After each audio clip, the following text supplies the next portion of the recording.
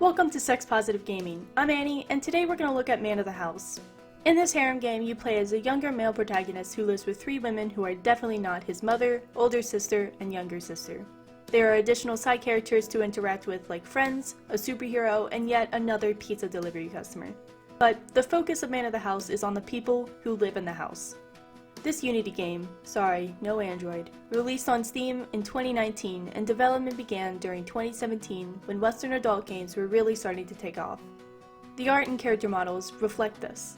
The industry has come a long way in just 4 years.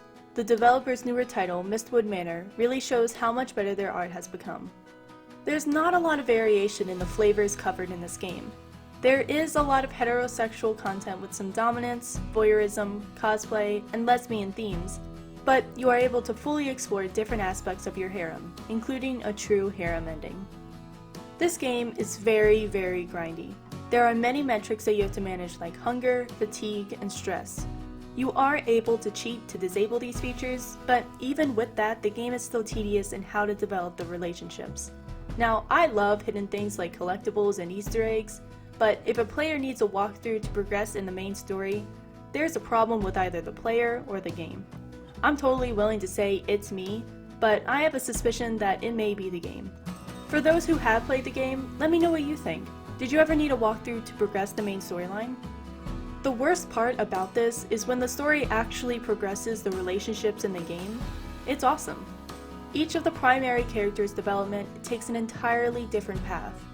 With Claire, the relationship develops through deception, booze, and gaslighting.